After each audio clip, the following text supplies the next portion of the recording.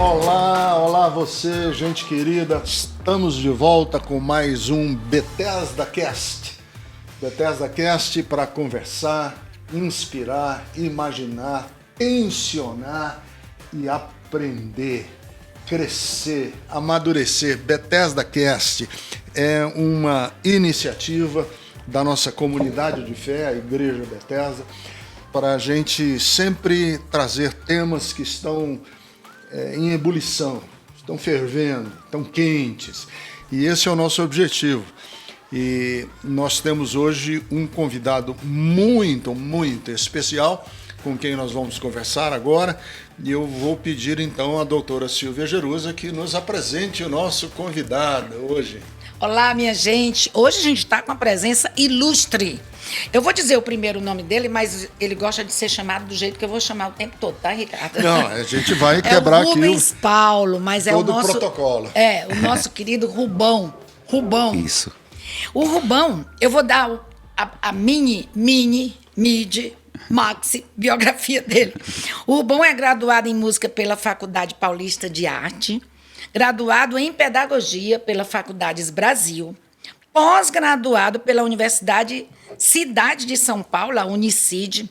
Ele é técnico administrativo pela Faculdade Radial, professor de arte, não é pouca coisa não, hein? Pela Secretaria de Educação do Estado de São Paulo, professor coordenador do Núcleo Pedagógico pela Diretoria de Ensino Regional Sul 3, diretor de Escola Pública pela Diretoria do Ensino Regional Sul 3, e ele é o coordenador da Menina dos Nossos Olhos, né? Que é o nosso projeto Toca Fontes, do Instituto Coexistência. É bom dizer que o Toca Fontes é um projeto que a gente faz muito com percussão, né? Isso. É o carro-chefe, é percussão. Tambor. Como é aquele que faz assim? Carrom, tambor. Que legal, que legal. É o Toca Fontes. E ele é professor também de música pelo projeto Alvo Certo da Igreja Batista do Povo. E ele tem um documentário que depois vocês podem procurar no YouTube, ele que produziu, chamado Pelos Caminhos que Me Formei, que está no YouTube. E também é palestrante. A gente vai falar sobre educação, a gente vai falar sobre o projeto Toca Fontes e os projetos que você desenvolve no empreendedorismo social. E nós vamos falar sobre a educação estruturada com o projeto emancipador e também o racismo, né? Será que a educação contribui para reproduzir o racismo no Brasil? Nós vamos falar sobre esse monte de coisa aí. Vamos, tem um monte de coisa para a gente conversar, a agenda está lotada, mas antes eu quero, além de lhe dar boas-vindas aqui no nosso Bethesda Cast, que você conte um pouco da sua história, da onde vem o Rubão. Muito bem. Primeiro, eu tenho que olhar para lá? Não, você tem que ficar olhando aqui para mim mesmo. Onde você quiser. Olha, primeiro eu quero dizer que para mim é uma felicidade imensa estar aqui falando com vocês. Eu me sinto assim hoje a pessoa mais rica da face da Terra, porque eu jamais, em momento nenhum da minha vida, eu imaginei sentar numa mesa com pessoas tão ilustres, pessoas tão capacitadas como vocês. Então, eu sou a pessoa mais feliz da Terra, do mundo inteiro. Obrigado. Então, obrigado pela parte que nos toca. Mas quando a Jerusa leu aqui o seu currículo, eu é que fiquei do outro lado da mesa aqui pensando... Pequenininho, né, Ricardo? Eu também. Porque tem diferentes saberes, né, Rubão? Isso. Existem diferentes saberes. Eu jamais conseguiria tocar percussão de nada, porque eu não tenho ritmo. Eu não consigo bater palma. Uhum. E você tem ritmo, você tem... E conhecimento. Não, eu digo assim, tem saberes, né? Saberes e saberes. Mas conta um pouco da sua vida, de onde é que você vem, sua família, seus pais, seus irmãos, como é que é a sua história? Como é que você entrou, né, para esse... Uhum. Eu sou filho da pobreza, eu sou filho da escola pública, eu sou filho de tudo que a gente vê aí hoje, referente à desigualdade social, referente a desafios. Eu sou desse lugar. Então, desde pequeno, a minha vida toda foi dentro desse contexto de pobreza e miséria. Nasci aqui em São Paulo mesmo. A minha mãe é uma mãe nordestina. E ela ela veio da Bahia, numa cidade chamada Iaçu, perto de Brumado, ali naquela região. Inclusive, ali perto da Chapada Diamantina, eu tenho uma turma da minha família que eles moram na comunidade quilombola. Então a minha família ela tem uma ligação muito assim com essa questão dos negros, né? Então eu sou muito feliz por isso também, isso aí me empodera. E eu venho saber isso aí depois que eu sou adulto. Enquanto eu era menino, eu frequentava aqueles lugares, visitava, mas não sabia, não tinha noção, né, de nada. Você não tinha consciência da sua negritude? Nada, nada. E aí eu venho dessa origem e eu vivo na periferia e corro pelas ruas e ando. Mas qual periferia? Aqui de São Paulo? Periferia de São Paulo, mais exatamente na cidade de Osasco. Jardim São Vitor. Sua mãe fazia o que na vida? A minha mãe, ela era passadeira de roupa. Minha mãe trabalhou numa confecção. Ela chega em São Paulo, ela vai trabalhar em casa de família. Trabalhou em casa de família um tempo. Aí ela conheceu meu pai dentro de um trem. Meu pai, minha mãe tava no trem de peruca, né? Que minha mãe usava peruca porque tinha esse hábito, né? Então ela colocou uma peruca toda bonitona, tal, foi pro trem. Aí meu pai olhou para ela no trem e já sentou do lado dela, começou a conversar e casaram. E aí ela começa a trabalhar numa casa de família e depois ela trabalha numa confecção de roupa como passadeira. Ela trabalhou muitos anos e ela se aposentou lá como passadeira de roupa. Mesmo depois que ela se aposentou por problemas de saúde, ela continua trabalhando também. Ela continua passando roupa em casa, né? Que passadeira é um trabalho pesado, né? E ela é das boas. O tempo todo. E minha mãe era passadeira da boa, hein? Ela é das boas. Então, e ela continua passando roupa em casa, por quê? Porque a aposentadoria não era suficiente. Então, ela tinha que complementar a renda com passando roupa em casa. E o que acontece? A minha família ela tem uma característica parece que até uma lógica que meio perversa, mas que me alcançou. Quando eu conto, as pessoas falam assim, você também? Você também? Eu falo, não, eu também. Meu pai, ele era alcoólico, né? Meu pai ele tinha o vício do álcool e ele abandonou a gente. Ele era um profissional de mão cheia, marceneiro de mão cheia. Você tinha quantos anos, Rubão? Quando ele abandonou? Eu tinha, acho que de 7 para 8 anos. Nossa. Nessa Vocês média. são em quantos irmãos? 3 irmãos. Tenho uma irmã mais velha, Lisandra. Ela é pastora. E eu tenho uma irmã mais nova, Ana Paula. Ela é professora de Sociologia na Rede Estadual de São Paulo. Que legal. E aí o meu pai, ele devido ao álcool, ele começa a ser violento em casa, onde que eu me recordo, né? As coisas que eu me recordo. Meu pai é muito violento, ele chega em casa, ele bate na minha mãe, e todo esse contexto me alcançou, né? Não esqueço uma vez que o meu pai chega em casa muito alcoolizado, e ele pediu comida para minha mãe fez aquela comida, e ele, não sei o que acontece, jogou a comida no chão, e começa a bater na minha mãe, destronca o braço da minha mãe na minha frente, sabe? Nossa. Cenas igual a essa me alcançou. E eu lembro também quantas vezes ele chegava em casa, às vezes bêbado, e eu corria para debaixo da cama. E ele batia na minha mãe, arrebentava a minha mãe, e aí depois ia atrás da gente, debaixo da cama, para pegar também e bater. Quantas vezes eu não urinei debaixo da cama, porque meu pai tinha chegado. E eu ficava escondido lá, debaixo da cama, e ele fazia tudo aquela situação, aí depois ia atrás da gente. É uma coisa de louco. E me alcançou isso. Então, e eu na rua, né? Então eu ia pra rua, fui muito de rua, por muito tempo. E o que acontece? E aí eu vou pra escola. E na escola, eu tive muita dificuldade, né? Eu não conseguia aprender nada, tinha problemas seríssimos de aprendizagem, né? Então eu não conseguia aprender nada. E aí você não começa a aprender, você tem o quê? Você começa a ser indisciplinado, né? Você traz a cultura da rua, eu era menino de rua, né? Via na rua, eu trago para a escola a rua, né? E na escola, e na rua eu era o Rubão. Na rua eu era o Rubão, era aceito, conhecia tudo, conseguia me locomover, ali, circulava ali com tranquilidade naquele espaço. Agora, quando eu chego na escola, engraçado, né? Quando eu chego na escola, é o primeiro lugar que eu percebo que eu sou pobre. Eu não tinha noção de nada, mas a escola foi o primeiro lugar que eu percebi que eu era pobre e minha professora fez eu saber que eu era preto. Eu nem sabia que eu era preto. O primeiro lugar que eu percebo que eu sou pobre e preto foi na escola. Mas você, assim, percebeu de uma forma negativa, pejorativa. Essa noção chegou a você da pobreza e da sua negritude de uma forma negativa, ou foi uma coisa positiva? Assim, vamos em frente, você tem que lutar.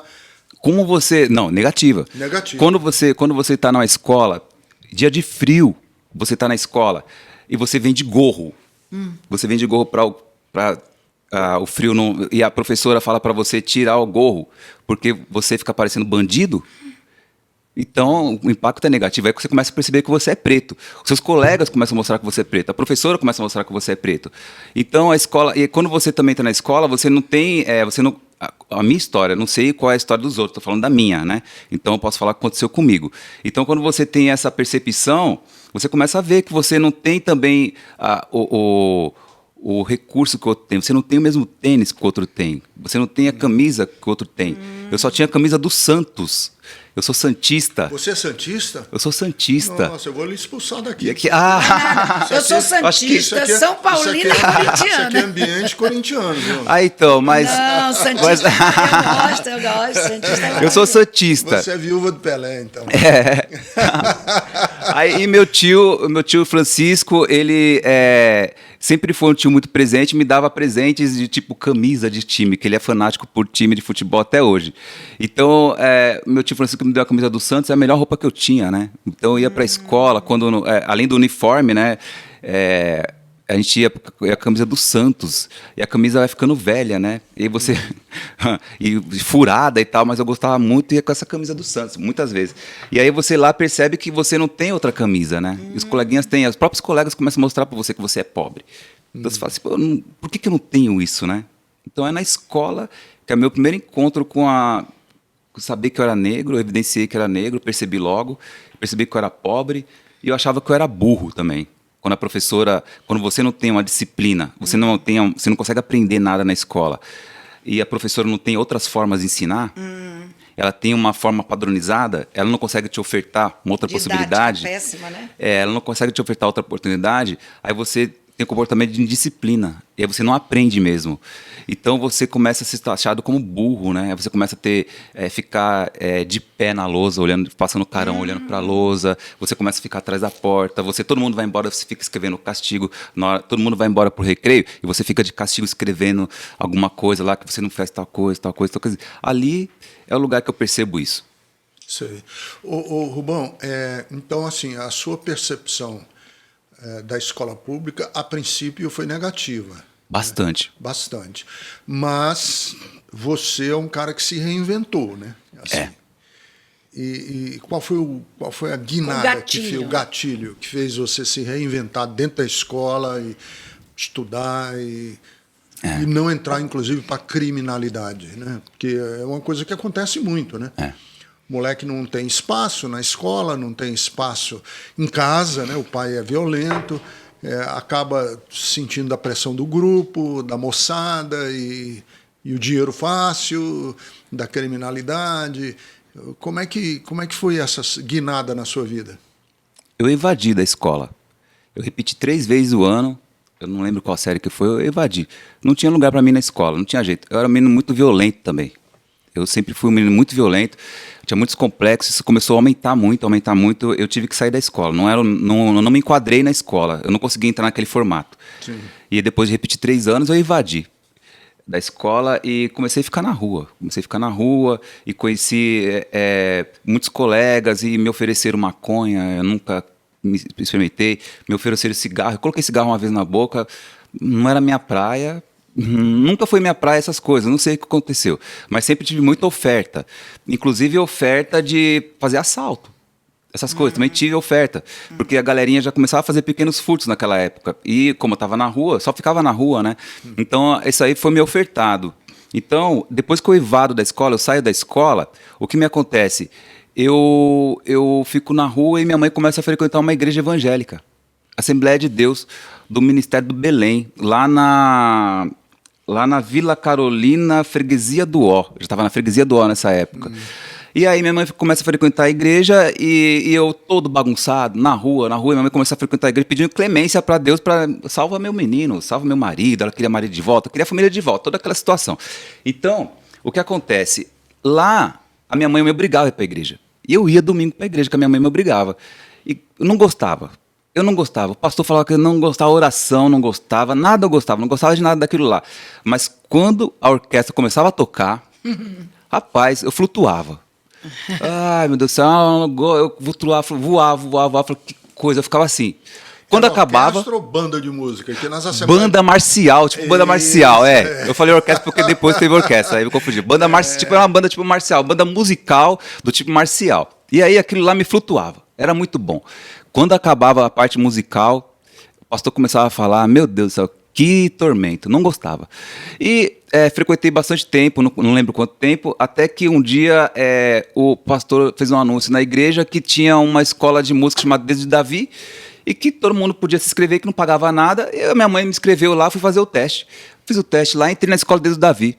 Quando eu cheguei na escola Dedos de Davi... Como é o nome? Escola Musical Dedos de Davi, na Assembleia... Dedo de Davi. Dedo de Davi. Nossa, criativo. Agora, a isso Dedos nós de devemos Davi. dar o crédito à Assembleia de Deus, que ela formou musicalmente... A Assembleia de Deus formou muitos músicos nesse país. Muitos músicos bons. Ó, PM, Exército, Fuzileiros Navais, essas bandas, maioria são egressos da Assembleia de Deus. Ou egressos, não, são músicos da Assembleia de Deus que fazem carreira fora, né? Nesses grupos musicais aí. Bandinha marcial de prefeitura e tudo. Sim, aí, fala. E aí eu entro naquela escola de música e tinha umas... Não lembro, estava lotado aquele dia, estava lotado. E o professor era o professor Denísio, que é bem conhecido como Totó. Pelo amor de Deus, adoro. Até hoje o Totó está vivo. Visitei o Totó quando fui fazer meu documentário. Ele contou um pouquinho da história, como foi. Encontrei também o professor Alcides Araújo, que foi uma pessoa que tocou muito a minha vida, mudou minha vida, literalmente. E o maestro Moisés Soares, 3 professores que eu tinha lá. E aí, quando eles começaram a explicar aquilo, olha que eu não sabia ler e escrever direito, hein? Eu tinha dificuldades enormes. Quando ele coloca lá na lousa aqueles negócios, as bolinhas, colocou um monte de bolinha, aqui a gente vai aprender a música, começou a explicar. Aquele negócio começou a fazer todo sentido para mim. Eu falei, estou entendendo. Isso eu entendo. E comecei a entender tudo. O pessoal do lado, nas aulas posteriores, falava assim, cara, não estou entendendo nada, não estou entendendo nada. Eu falei assim, como que você não está entendendo nada? Que interessante, né? Como você não está entendendo nada? Estou entendendo tudo. Ninguém entendia. Os colegas nas outras aulas não entendiam nada. Aqueles códigos, sustenido, bemol, semibreve, não sei o que. E tu entendia tudo? Eu entendia tudo. Parecia que uma cortina tinha aberto na minha frente e eu entendia tudo. São os diferentes saberes, né? Diferentes Howard saberes. Gardner, né? Diferentes inteligências. A dele é inteligente musical, inteligente artística. Impressionante isso. Santos Boaventura também, ele fala sobre diferentes saberes. No livro Epistemologias do Sul. Epistemologia do Sul. Ele fala sobre diferentes saberes também. E é bem isso. Então, ali, eu acho que foi o momento charneira da minha vida, né? Quantos anos você tinha, Rubão? Isso aí eu já tinha de 10 para 11 anos. Olha. De 10 para 11 anos, nessa faixa, nessa média. E aquele negócio começou a fazer sentido e eu comecei a aprender muito. E ali foi o momento que mudou a minha vida. Então, o que acontece? Ali eu continuava ainda frequentando a periferia, a rapaziada era a mesma, só que cada vez começou a fazer menos sentido e cada vez estava mais ocupado com a música. E assim fui caminhando. E aí o que acontece? E eu tinha um problema social muito grave. Então a igreja ela sempre nos assistiu com cesta básica e todo mundo sabia da nossa história, da luta da minha mãe, dos problemas do meu pai, que meu pai era muito violento, meu pai tinha abandonado uma época, voltou, era uma bagunça a família, sabe? E a igreja, a Assembleia de Deus, ela tinha essa... Porque a igreja não era uma igreja muito grande, né? O núcleo era pequeno. Então, eles tinham essa proximidade. E o maestro, Moisés Soares, ele sabia da minha dificuldade na minha vida pessoal e do meu talento para música. Logo, ele percebeu. Não tinha necessidade nenhuma de eu entrar naquela banda. Aí, sabe o que o maestro Soares, Moisés fez? Ele me falou assim, eu vou te dar uma oportunidade, cara. Eu sei que aquilo lá foi para me tirar da rua. Porque não tinha necessidade nenhuma. A banda era uma banda bonita, muito bem formada, músicos bons naquela época, músicos de tradição, né? Uma banda de tradição. Os irmãos tocavam muito bem, a banda muito afinada. Ele falou assim, você vai ensaiar com a gente e colocou para eu tocar uma caixinha. Sim. Aí falou assim, você começa tocando caixinha, começa já a ensaiar com a gente, já vem pro ensaio. Já me tirou da rua. Você vem pro ensaio, aquele negócio já me tirou da rua. E comecei a tocar caixinha, ele falou, até apareceu um trompete, nós estamos arrumando um trompete, e vai chegar da loja e você pega logo um trompete. Aí já comecei a ensaiar aquele negócio, a misericórdia do rapaz, do maestro. Foi que teve um olhar, teve generosidade comigo, ele viu minha situação, né? Eu entendo isso, né? Comecei a tocar, fui ensaiar, já saí da rua. Aí logo me deram um trompete. Quando me deu um trompete, logo nas primeiras semanas eu desenvolvi absurdamente a técnica do trompete, e o maestro Alcides Araújo me ajudou muito. E eu tive muita facilidade. Eu sei que logo, depois de 6 meses, eu já estava tocando trompete, quarto trompete, não tinha nem para que fazer quarto trompete, ele criou um quarto trompete. Tinha um naipe de trompete na banda, e aí eu uso isso até hoje, viu? No toca-fontes eu uso isso. Você não sabe nada, mas você sabe tocar a gogô. Você não sabe nada. Então faz assim, ó, pá, pá, pá, pá, pá, entra aí, vai, toca. Porque aí a pessoa se sente valorizada. E ela vai aprendendo, aos poucos ela vai aprendendo. Eu uso isso até hoje, porque um dia fizeram isso comigo. Moisés Soares criou um quarto trompete. Tinha primeiro, segundo, terceiro trompete. Logo ele criou um quarto para eu fazer uma semibreve, para eu fazer uma mínima, uma semínima ali. E aí aquele negócio eu sentia uma pessoa importante. Falei, oxe. E aí fui aprendendo. E dando continuidade, eu vejo que isso é uma coisa tão fantástica, tão importante na minha vida, que logo eu lembro que uma oportunidade, os meninos que andavam comigo, eles me convidaram para fazer um assalto de um ônibus. A gente morava perto do ponto final de ônibus, e o ônibus ele fazia uma curva, ele ficava bem lento, e a rapaziadinha fazia assalto, então o pessoal já estava na mira da polícia, né? Era Baratinha naquela época.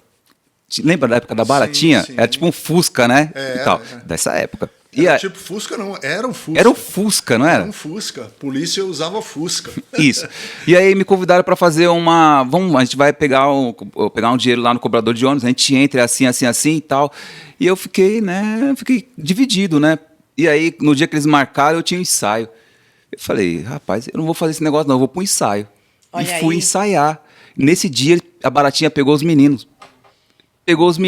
Ou seja, pelo amor de Deus, gente, esse negócio aí foi as oportunidades que foram me dadas, me salvou. Foi. Me salvou das drogas, me salvou da bandidagem, porque eu tinha tudo para estar inserido nesse meio. Eu tinha revolta imensa, eu tinha um contexto péssimo, eu tinha tudo para estar lá. E a música, eu atribuo a isso, a música, a generosidade de pessoas como Moisés Soares, Totó e Alcides. Eu tenho essa percepção muito clara de que na nossa história de vida toda, minha, da Jerusa, sua, todas as pessoas com quem eu conversei, em um determinado ponto da nossa história de vida, lá numa esquina, né, uma esquina lá atrás, alguém nos ajudou a cruzar a rua. Sim.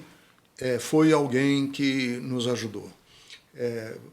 Foi esse seu professor de música, foi o maestro, foi alguém que lhe deu a mão. E eu acho que um dos grandes defeitos dessa meritocracia que está sendo dita aí com coaches, inclusive coach evangélico, você pode, pense positivo, está dentro de você, a capacidade é sua, poder do pensamento positivo, esse tipo de coisa aí, que eu acho tudo uma balela, uma bobageira, rouba da gente, esse tipo de discurso rouba da gente a gratidão por pessoas que nos deram a mão. Alguém deu a mão a você. Okay. E esse alguém que deu a mão a você foi responsável pela guinada da sua vida, né? E isso é o que acontece. Aí como que eu volto? Eu começo a perceber a importância, eu comecei a me valorizar, me sentir bem, aquele negócio foi me valorizando, me empoderando. E aí lá dentro da escola de música, que eu tive professores que me ensinaram diferente. Tinha o Totó. O Totó tinha um jeito de ensinar, tem até hoje, né? Ele ensina, não sei se ele ensina ainda até hoje, um jeito de ensinar tão mágico, tão diferente, com outros conhecimentos, outras formas de ensinar. E aquilo ali fez eu querer voltar para a escola. Olha aí. Formal. E eu volto para a escola formal e consigo terminar o ginásio, faço o colegial, fiz um supletivo, e aquilo lá foi cada vez mais. Aí as coisas mudaram, eu voltei já com outro olhar, com outro posicionamento, empoderado. Então, aquela revolta já era diferente. Porque às vezes o menino não aprende porque é revoltado. Porque o menino não aprende porque ele está com fome. O menino não aprende porque ele não aprende porque como você quer ensinar um menino segunda-feira de manhã, 7 horas da manhã, sendo que ele viu o pai dele domingo de noite, a casa dele estava um horror, apareceu a polícia lá na casa dele. Teve a vergonha dos vizinhos. O vizinho, ele foi humilhado, ele foi solapado de várias formas no domingo de noite. Aí segunda-feira de manhã ele está na escola. Esse menino aprende? Todos aprendem. Uma parcela não aprende. Uma parcela não aprende. Eu era um desses. Bom, então, assim, eu acho que a gente chega a um momento aqui da nossa conversa para a gente pensar o projeto de educação no Brasil, né, o projeto... Como é que você que está envolvido tão visceralmente com educação, com ensino, com pedagogia, como é que você vê isso? O que a gente precisa fazer? Porque eu vejo, inclusive, nessa pandemia, né, o estrago que foi ficar tanto tempo parado, tanto tempo sem aula presencial, criança de favela que não tem acesso à internet. Como é que você vê o projeto educacional brasileiro? Pois bem, o projeto educacional brasileiro, eu acho que assim, para falar de educação brasileira, eu acho que a gente não tem como dizer... Eu tenho um questionamento, né? Não sei se estou dentro do tema, né? E como é que eu vejo. Não, o tema exatamente. O tema é nosso, a gente é que diz. O tema é seu. A educação, ela serve para emancipar, né? Para emancipar o sujeito. Aí eu fico me questionando, a educação que nós estamos ofertando hoje, ela emancipa o sujeito ou ela coloca cada um no seu lugar? O que é educação que emancipa? Fala para a gente. O que é educação? Esse é um conceito de Paulo Freire, né?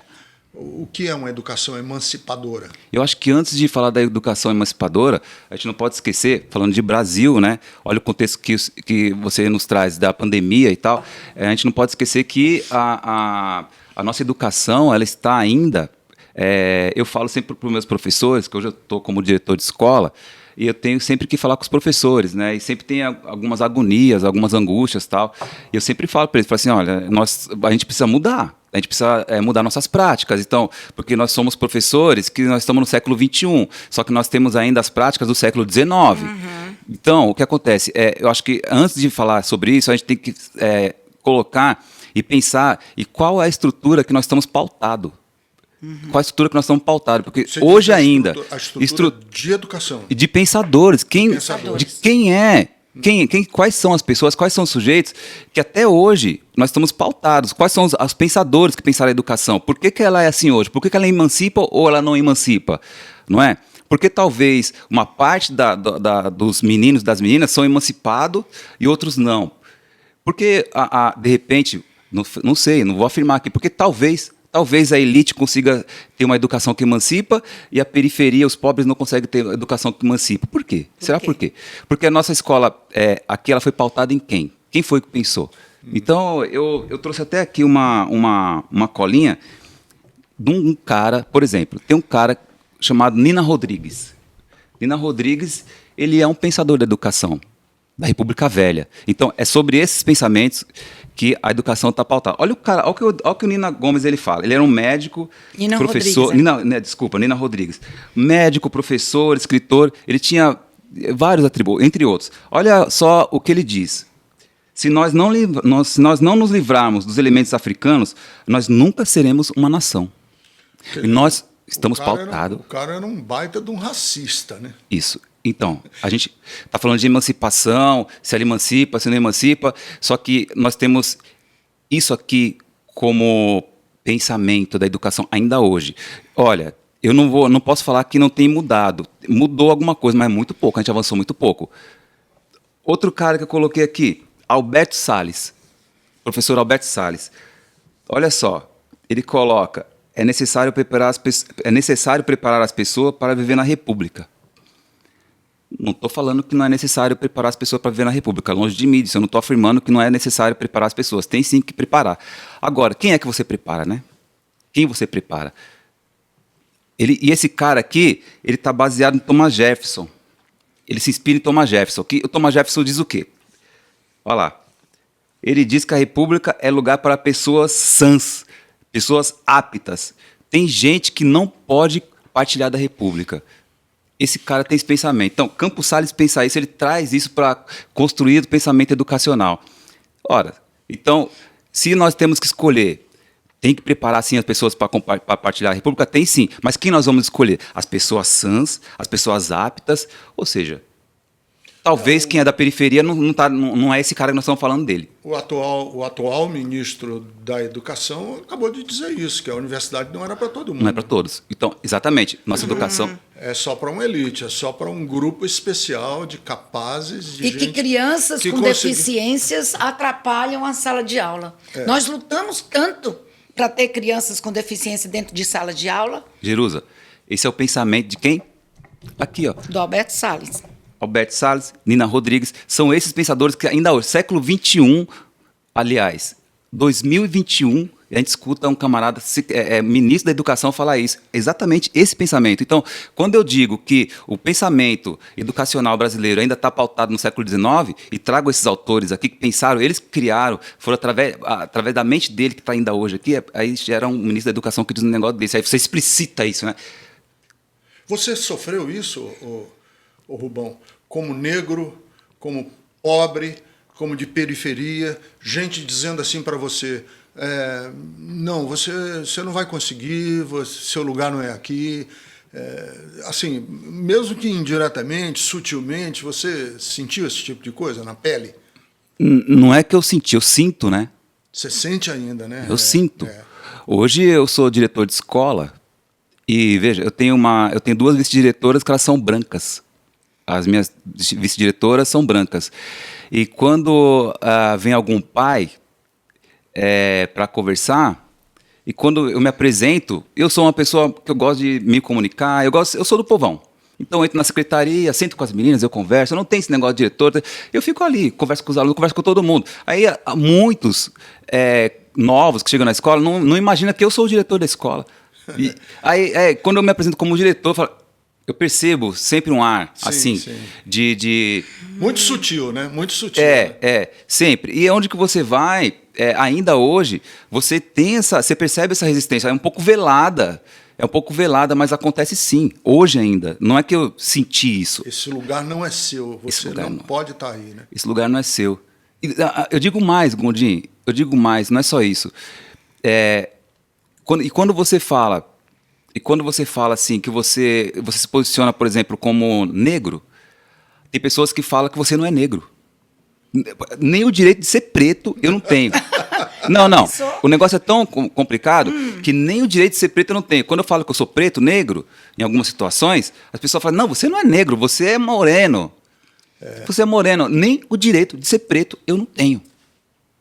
Interessante isso. Olha aí. Acham que, quer dizer, o preto tem que ser o retinto, aquele preto retinto, porque senão não pode assumir a negritude. Né? Gondim, esses pensadores que eu trouxe é da República Velha. A gente tem também da República Nova, né? Por exemplo, Gilberto Freire, né? Olha só o pensamento de Gilberto Freire. Eu digo isso, eu vi uma palestra do...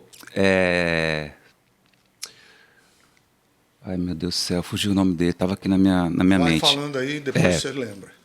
E aí ele falou e eu falei, não é possível. Fui atrás, falei, eu vou ver esse negócio, não é possível que esse cara está falando isso. E eu fui ver e era isso, estava escrito isso mesmo. E assim, quem estiver escutando e talvez quiser se aprofundar, vai lá, busca as referências, faça como eu fiz. Os nomes que eu citei aqui, busca, porque eu fui buscar, eu fiquei indignado, falei, não é possível. Eu encontro esse cara falando assim, Gilberto Freire, olha, nós conseguimos resolver nossos conflitos ao nosso modo, ou seja, é necessário respeitar as tradições. Esse aí é o pensador da educação na República Nova. É necessário respeitar as tradições, ou seja, cada um no seu lugar. O pobre no seu lugar, o rico no seu lugar. Assim a gente constrói a educação. Que foi assim que aconteceu a discriminação no sul dos Estados Unidos, das leis do Jim Crow, que parecia, né, muito, entre aspas, aí, que não era discriminatório, qual era o lema deles? Era todos iguais, mas cada um no seu lugar. Cada um no seu lugar. Cada um no seu lugar.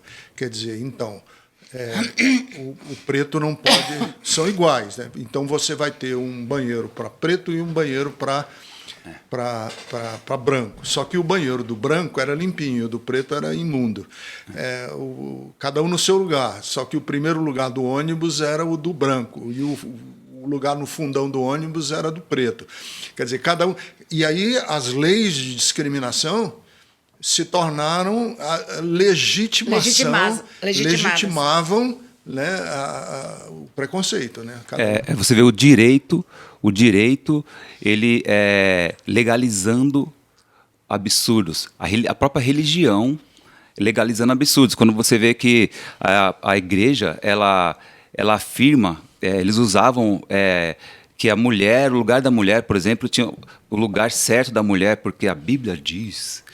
Então, a própria igreja ela vai validando o direito, vai validando a economia, vai validando qual é o lugar de cada um, a política vai colocando cada um no seu lugar. Então, eu li o Casa Grande Senzala do Gilberto Freire e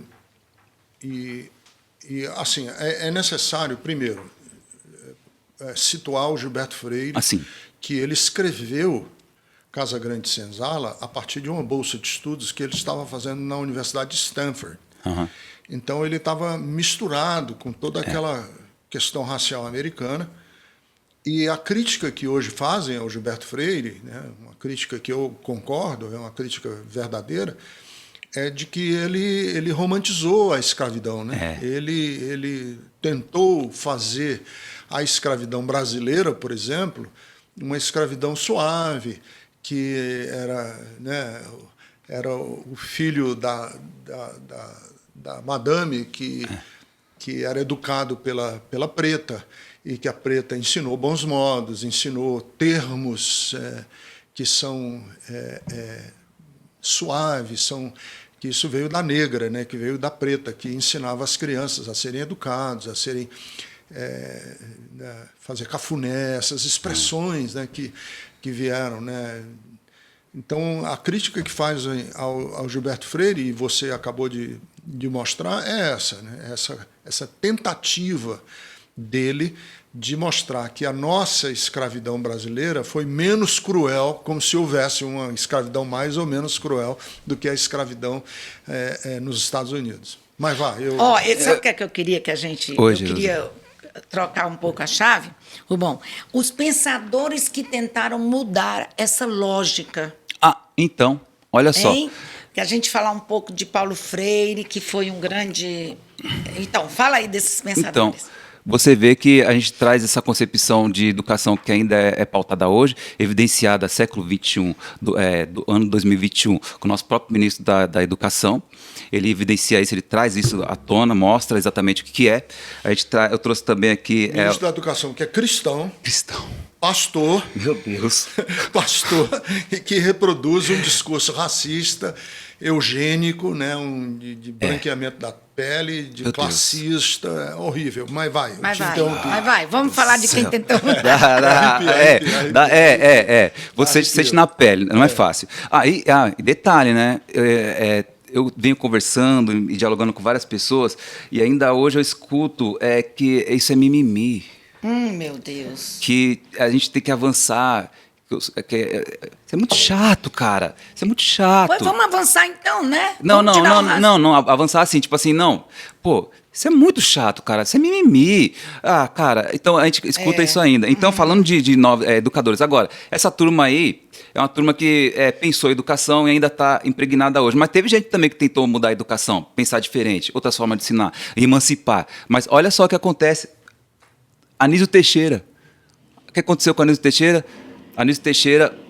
Baiano, né? Ele era baiano. Né? E aí, o final do Anísio Teixeira, que tentou mudar alguma coisa, jogado no fosso de elevador. Nós temos aqui também Darcy Ribeiro, preso, exilado. Todos eles que tentaram pensar um pouco a educação, tentaram trazer uma educação emancipadora, eles sofrem retaliações, eles sofrem represálias. Florestan Fernandes também, preso, exilado. Paulo Freire, Paulo Freire, que eu nunca tinha nem escutado falar de Paulo Freire. Quem era Paulo Freire?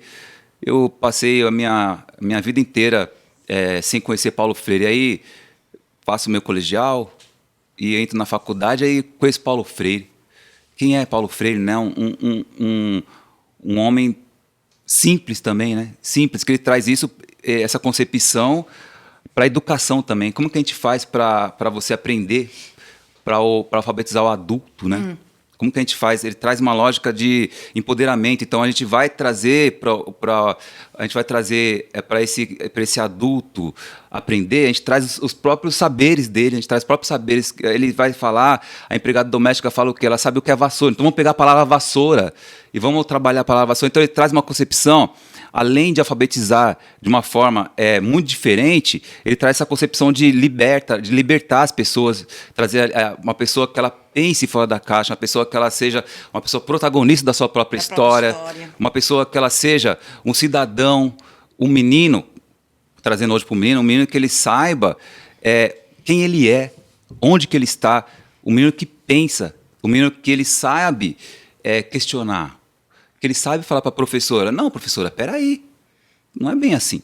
Porque você traz uma educação hoje, ainda hoje, infelizmente, muito menos, mas ainda presente, em que o professor traz o conhecimento, ele deposita todo o conhecimento que ele tem sobre você e você é tratado como uma tábua rasa. Paulo Freire ele traz justamente essa ideia. Ele fala, não tem tábua rasa.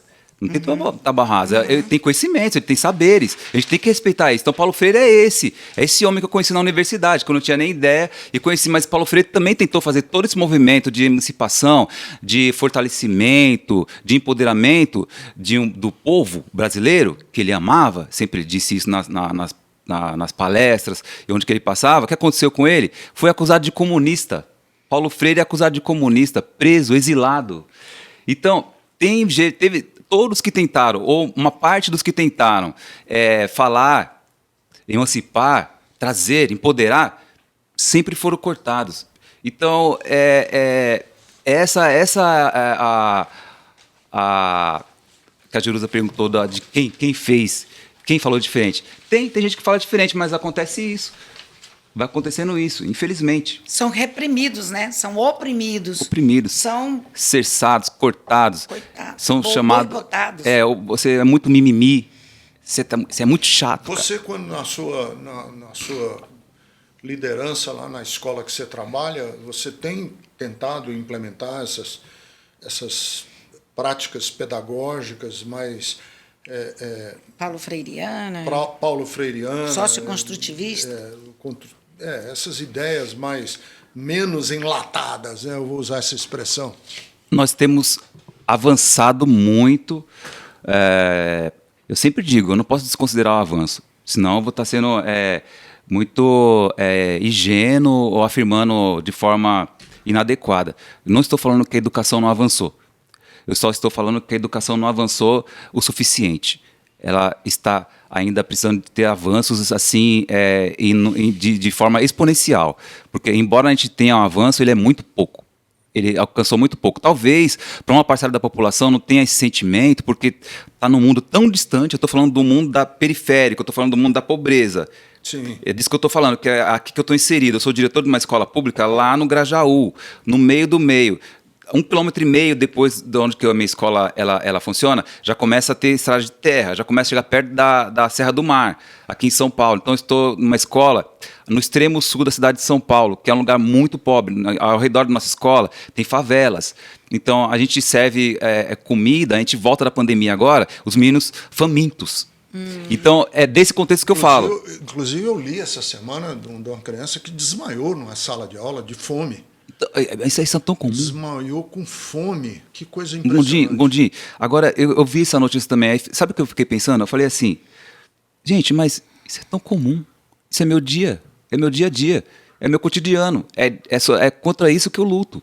E aí, eu acho que deveria ser mais falado isso. Eu fiquei pensando, quando é que vai falar de novo? Quando é que vai falar de novo? Isso acontece todo dia. Porque Olha, deixa eu te perguntar. Ainda bem que falaram, como né? é que vocês fazem quando as crianças chegam? Vocês dão o lanche que horas? Existe escola aqui no estado de São Paulo, tem algumas escolas que elas servem a merenda inicial. Tá. Não são todas as escolas. A escola, ela adere o gestor da escola, ele adere, ele vê qual é a necessidade da comunidade, a carência da comunidade, onde que ele está inserido, ele pode pedir a merenda inicial. Quando o gestor público, quando o diretor de escola, ele pede a merenda inicial, ele é contemplado com um kit de bolachas, leite, café, mas não são todas as escolas. Tá. Então, a escola que tem, o menino chega, antes de entrar na escola, ele toma esse lanche, além da merenda. Então, que é lá para as 10 horas. Que lá, depende do horário, né? De entrada da escola, do turno da escola. Então, quer dizer, tem escolas que têm merenda inicial. A minha escola, ela não tem merenda inicial ainda, mas vai ser a próxima ação nossa. A turminha lá sabe, né? Inclusive, eu já falei com a supervisora, falei com todo mundo, e pro próximo ano vai ter merenda inicial na nossa escola, porque os meninos, eles chegam famintos. Quantos alunos você tem? Nós temos, em média, 700 alunos. Está variando bastante por causa da pandemia, mas é a média de 700. 600 e não sei o quê, 700. Ele está muito assim... Você tem problema de violência na escola, dentro da escola? Eu trabalho hoje numa escola de Fundamental 1. Então, nossos meninos, eles têm a idade máxima lá, 11 anos, 12, 13, algum vai estar muito atrasado, chega, é raro, muito raro, mas é de até 11 anos de idade a nossa turma. Então, a gente encontra violência entre eles, a gente não tem na escola, mas a gente vê alguns que tem violência de casa, né? Sim. Vem de casa, sofre violência em casa e chega na escola, então a gente tem um cuidado todo, que eu acompanho a entrada dos meninos, eu chego lá na hora da entrada, inclusive hoje eu fiz a entrada dos meninos para vir para cá, fiz a entrada que eu quero fazer, eu falei, eu vou fazer a entrada dos meninos, e a gente vai já observando se tem algum menino diferente, aí você passa, as meninas inspetoras de aluno sempre vão dando uma olhada, o professor passa olhando para ver se esse menino não está machucado, para ver se esse menino não tem algum problema. Então, de violência física entre os próprios meninos, a minha escola não tem, mas na nossa região é um problema crônico. Por exemplo, no ensino médio, ensino fundamental 1, de outras escolas, eu sei de relatos que são são de chocar. Mas o Estado de São Paulo, ele tem hoje um projeto que chama-se Conviva, que é muito bom, que é ótimo, que está sendo implementado e ele trabalha a questão da violência, ele trabalha vários eixos, né? Que legal. É um projeto muito bom que tem chegado no Estado de São Paulo, o governo trouxe, e para isso o governo tem essa frente aí que chama Conviva. Então, todos os problemas de convivência a gente vai tratando. Agora, desculpa. Não, é porque a gente já está caminhando para o final e eu queria que a gente pensasse em termos de futuro, né? Que a gente possa... Eu queria falar um pouco sobre o nosso Toca Fontes. O nosso projeto, esse projeto que você... Olha, eu vou falar. Quando eu vou caminhando, eu tenho vontade de o mesmo que fizeram por mim, eu tenho vontade de fazer pelos outros. É uma coisa que me chegou. Então, eu consegui um conhecimento muito bom, me formei, eu tinha um diploma de música e consegui tocar em orquestra, não sei o quê. Eu sou músico instrumentista popular e sou músico erudito, eu toco tuba sinfônica, inclusive toquei aqui na orquestra da própria Bethesda, toquei em outras orquestras, eu toco contrabaixo elétrico também. Então eu consegui ter uma inserção na música, tanto popular quanto música erudita. Conheço as duas linguagens. Então... E assim eu tive um privilégio, né, de ter esse contato com a música, mas nunca fiquei feliz de não repartir isso com os meus. Então eu sempre procurei me aproximar. E em determinado momento eu descubro aqui que tem um homem aqui na igreja aqui chamado Fernando, e que ele está lá no Jardim das Fontes, num lugar muito longe, no fim do fim, e ele tem o fim do fim lá, né? E aí ele tem um projeto social, eu falei, eu quero ver o que eu posso contribuir lá. Jardim das Fontes, só para quem está entrando agora no nosso podcast, é uma igreja Bethesda que fica no fim de São Paulo, né? Depois de Parelheiros, né? Já na mata. Inclusive, a turma que está lá, eles estão derrubando as árvores e construindo cabaninha lá para morar. Enfim, são que não pode, né? Porque lá é manancial. Estão invadindo, né? Mas é por causa que a fome está chegando, a pobreza está lá. Então, acontece isso. E aí eu me deparo com essa possibilidade. E aí eu começo a fazer um trabalho de musicalização. Já existia um trabalho de musicalização lá, bem assim, incipiente e estruturado lá. E aí eu tenho conhecimento, eu conversei com o Fernando, falei assim, será que eu posso dar alguma contribuição aqui? E ele falou, rapaz, pode sim, né? Ainda bem que você chegou por aqui, porque tinha um menino chamado Cris, e o Cris também não estava podendo mais ir. Eu falei assim, então eu vou me alojando por aqui. Comecei a conhecer o pessoal, e o Fernando me deixou livre para trabalhar. E eu falei assim, ó, eu trouxe tal ideia, tal ideia, tal ideia. A gente não tem recurso para... Eu queria montar uma orquestra lá, filarmônica, orquestra musical, eu não sei, alguma coisa. Não tem dinheiro. O Fernando fala assim, não tem dinheiro, a gente não tem recurso, Rubão. Eu falei assim, eu vou trazer outro jeito então. Aí volto pro Fernando e falo assim, então, Fernando, vamos comprar tambor. Vou comprar tambor, vamos fazer uma orquestra de tambores aqui. Vou ensinar tambor para os meninos, já que a gente não tem dinheiro, recurso para comprar instrumentos de orquestra. Vamos fazer tambor, porque o tambor ele é fácil, o menino aprende rápido. Não é só isso, né? É por uma questão. Tem a ver com a nossa cultura. Tem uma né? questão de. Tem a timbalada lá de Salvador, da Isso. Bahia. E lá naquele bairro tá cheio de nordestino, cheio de pessoas que isso aí faz muito sentido. E tem ritmo. Ritmo. Então eu falo, já que não temos condições de fazer uma orquestra filarmônica aqui, então aí o Fernando falou assim. Mas nós vamos sonhar com uma orquestra. Vamos. Demorou, tô junto. Eu tô junto, quero fazer parte disso. Vamos levantar, gente, vamos levantar. Eu quero fazer parte disso, quero me dar minha contribuição. E aí, eu falei, o Fernando falou assim, Rubão, sei não, cara. Aí o Fernando deu um jeito com a Bel de comprar tambores, compraram mais instrumentos, os meninos foram chegando e o bairro é cheio de menino, e ali no Fontes... violões. Né? E aí você anda naquele bairro lá e você vai tropeçando nos meninos, tropicando em menino, é menino pra todo lado, e começou a aparecer menino pra um lado, aparecer menino pro outro, e aí o menino deu um tambor pro menino... Ensinei a bater, dei o tambor. Aquilo que fizeram comigo lá no começo, eu comecei a fazer. O menino não sabia nada e tinha tambor. Eu falei assim, então você não sabe fazer nada. Os que eram melhor, eu fiz uma seleção, né? Fiz uma seleção, os que eram melhorzinho, eu coloquei para fazer as figuras musicais mais complexas. Os que eram mais atrasados, não tirei fora, não. Falei, não vou tirar fora, não. Tá o Paulinho aqui, tá o Joãozinho aqui, tá não sei o quê. Você vai tocar a gogô. Então, a gogô, ele não conseguia tocar direitinho a gogô, mas ele conseguia fazer assim, tá. Eu falei, então faz tá. E tá no nosso meio, Então, é uma forma que aí ele vai se fortalecendo, aos poucos ele vai se fortalecendo. Aquilo que fizeram comigo, veja? Aquilo que fizeram comigo eu tô fazendo. Então, com tambores, porque é o que a gente tem. E aí, a gente começa a fazer um repertório, e os meninos começam a ficar animados, os meninos começam a ficar... Aí aparece uma camisa, toca-fontes, elaborada, não sei o quê. Mostra Olha aí. só, a camisa toca-fontes. Aí, Eu devia ter vindo com a minha. e aí começa a fazer o movimento de... Eu falei, os meninos estão animados. Os meninos estão animados, estão aprendendo, tá ficando bonito. Aí eu trago, falei, Fernando, vem aqui ver. Fernando vai lá ver e falou, rapaz, não é que tá saindo alguma coisa? E começou a ficar alinhado e começou a dar um ritmo. Eu falei assim, Fernando, a gente precisa apresentar em algum lugar. A gente não pode ficar só aqui. A gente tem que levar esses meninos para se apresentar. Aí conseguimos para tocar em alguns auditórios bons, muito bons. Algumas faculdades. Algumas universidades a gente foi tocar. Fomos tocar lugares de centros culturais, escolas públicas. Viemos tocar no auditório da Bethesda. Estamos abertos para tocar em outros auditórios. Pode convidar a gente que a gente vai. Opa! Tá certo?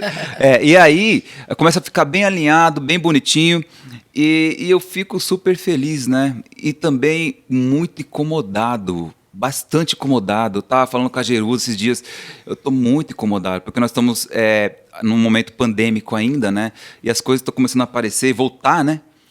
A gente está voltando, encontrando uma situação de calamidade toda. E como você faz? Eu fico incomodado no seguinte sentido, né? De que você vai oferecer só música para esse menino? Você vai oferecer para ele só cesta básica? Só música? Acho que não... Eu fico incomodado com isso. E aí eu fico pensando também, né? E aí eu fico pensando assim, cara, eu tenho tanto conhecimento hoje, eu conheço tanta coisa. Fala aí dos teus sonhos, que a gente conversou lá na... Então, olha só, eu fico totalmente incomodado, totalmente meio perturbado com isso, de poder ter tanto conhecimento e não poder fazer nada. Às vezes, atrás de parceria, é tão difícil encontrar um parceiro que acredite, que veja, que dê atenção pra gente. E aí eu fico totalmente, assim, me sentindo mal. E aí eu penso assim, sei lá, não sei. É possível, eu fico desanimado às vezes. Eu sinto, às vezes, uma pessoa meio que não é amaldiçoado, um peso enorme. Dói na pele, dói, porque você não consegue fazer nada, sabe? E aí eu penso no Sartre, que ele fala assim, eu trago o Sartre, né? Que ele fala assim que não importa o que fizeram comigo, importa o que eu faço, o que fizeram comigo.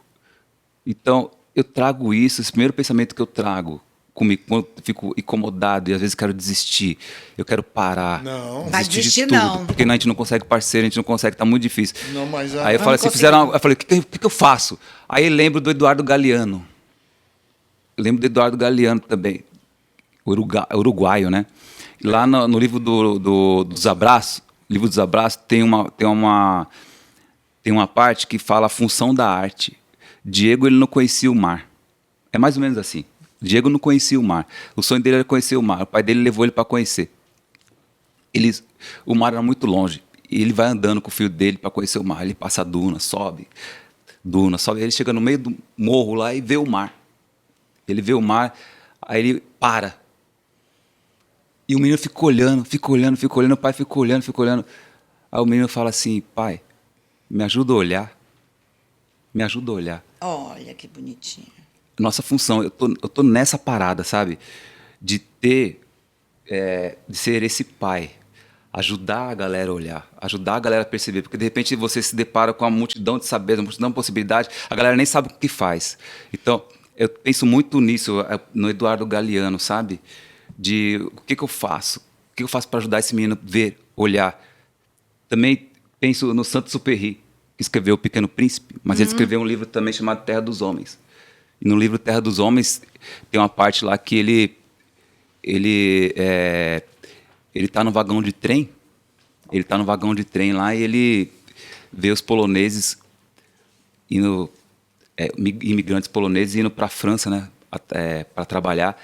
E resumindo, ele fala assim: o que me incomoda não é ver tanta pobreza, os poloneses tudo tumultuado no vagão lá, né, naquela situação horrível. Ele fala assim: o que me incomoda mais não é ver esses poloneses magros, famélicos, destruídos, corcundos. O que me perturba mais não é isso. O que me perturba mais é ver quantos Beethovens estão desperdiçados aqui, quantos Beethovens estão desperdiçados. É quando chego no Fontes, quando chego em alguns lugares, eu penso assim, eu vejo aquela pobreza, aquela miséria, o pessoal invadindo a selva, invadindo a mata para construir cabana. A gente vai fazer visitações lá e vê quanta pobreza, quanta miséria, e eu fico pensando assim, exatamente isso. Quantos Beethovens não tem aqui dentro?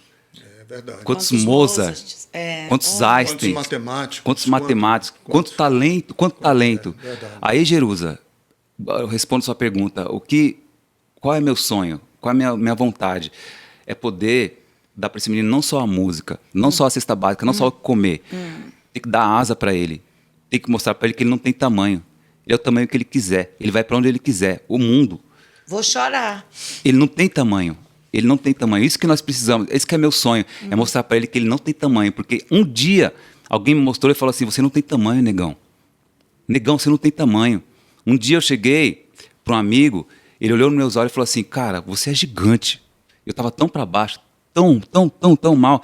Ele falou para mim assim, com os olhos brilhando. Eu falei assim: você não tem tamanho, cara. Você é gigante. Eu acreditei nisso. Eu acreditei. E eu quero. Meu sonho, Jerusa. Pronto. Meu sonho é fazer uma parte daqueles meninos acreditar no que eu acreditei. Acreditar que ele não tem tamanho, que ele não tem limite. Ninguém vai dar para ele qual é o limite dele. Amém. E esse é meu sonho. Através, talvez, do empreendedorismo social. Através, talvez, desse menino que vai tocar comigo, ele não toque só. Que eu dê para ele possibilidade. Né? A gente tem uma frente muito, muito importante de tambores. Que nós fabriquemos nossos tambores. Vamos fazer. A gente fabrica nossos tambores, vamos vender. O menino, porque nós perdemos alguns já. Ele vai ficando adolescente, ele vai saindo para trabalhar. A gente não pode perder. A minha agonia é assim, não pode perder. A gente tem que fazer um movimento de ganha-ganha, não perde-perde. Sabe? Então, como que a gente ganha? Como é que a gente segura um Gessé que foi trabalhar... esqueci o nome dos meninos agora, mas que vai trabalhar no mercadinho... empacotando, que não tem mais, ele precisa ajudar em casa. Ele chega com 17 anos, ele precisa ajudar em casa. Encontra lá no mesmo bairro um mercadinho para ganhar R$350 por mês para colocar, empacotar. Isso a gente pode fazer um tambor que esse menino venda. Empreendedorismo social, além da música. Silk Screen. Nós temos a camiseta Toca Fontes. Nós temos a possibilidade de fazer uma oficina lá, que nós temos um espaço lá, é uma chácara linda, e tem espaço de sobra. E eu tenho falado para a Jerusa, vamos. Gondim, vamos fazer uma coisa, dentro. a gente precisa fazer mais, a gente tem que dar asa, a gente tem que mostrar que ele não tem limite, que ele não tem tamanho. Meu sonho é esse, minha vontade é essa. Muito obrigado. Vamos fazer, viu? Vamos! Vamos. Nós batemos um papo aqui gostoso com o Rubão. O Rubens Emocionante, Paulo. meu Foi Deus, eu penso igual a ti, rico. Rubão. O tempo igual a ti. voou e, infelizmente, a gente já está caminhando para o final. Eu quero agradeço apenas muito. dizer a você, não desanime, porque é de um em um. O músico lá que lhe ajudou, o maestro que lhe ajudou, Moisés, ajudou você. Totó. Outros ele perdeu. Alcides, Ele Moisés. perdeu, mas Alcides, ganhou você. Moisés. Não fique desesperado, nem triste, nem angustiado de perder quando perde, porque quando a gente ganha um, esse um que a gente ganhou vale pelo mundo inteiro. Os judeus têm essa frase: quem salva uma vida, salva o mundo inteiro. É. Então, Rubão, vamos de um em um. E claro que querendo alargar o máximo que a gente puder, mas cada um é um prêmio especial. Eu quero agradecer muito a oportunidade de poder falar com vocês. Meu mundo fica maior. E meu mundo fica E o mais... nosso também. E o nosso também, você enriqueceu. E de quem não vai nos a ouvir mim e a também, Jerus né? apenas, mas enriqueceu um monte de gente Que vai nos que ouvir. está conosco aqui no Bethesda Cast e que vai também Nos ajudar a sonhar contigo. assumir a responsabilidade Boa. de divulgar o Bethesda Cast. Ajude a gente nas redes sociais. Inscreva-se aqui no nosso canal do YouTube. Inscreva-se no Spotify. Crie lá Deezer. uma lista no Spotify. Nós estamos pra no você Spotify, receber no Deezer. e saber de tudo que está acontecendo no Bethesda Cast. E mais, ligue para nós aqui na Bethesda. Nosso telefone é 5548-0500. O DDD é 11 5548-0500. Mas nós temos também queira o saber- WhatsApp, Rick. Queira saber, a Jerusa vai dar um WhatsApp aqui, como você pode ajudar, se envolver e participar conosco. Vamos sonhar desses junto, projetos, né? pra gente sonhar juntos. Com o Vamos Instituto sonhar. Vamos Coexistência. somar. Gondim, isso me enche somar. de alegria e de esperança. Vamos lá. Posso dar o número? Dá sim, o Olha. WhatsApp da Bethesda. 11 95 785 4213. Deixa eu tentar dividir. 95785 4213. Mas a gente vai escrever aqui também. 4213. 4213. Participe com a gente desse sonho. Participe com o Rubão, com o Instituto Coexistência. Vamos sonhar junto e a gente vai fazer esses meninos voarem. Bora! Tá bom? Companheiro, Obrigada, muito Rubão. obrigado. Eu que Beijo. agradeço. E que Deus abençoe você lá na sua escola, nos seus trabalhos, em tudo que você estiver fazendo aí, que com certeza E vai estamos fazer juntos, a diferença né? Em nome de Jesus. na vida de muita gente. Obrigado a todos. querido. Obrigada, viu? Obrigado.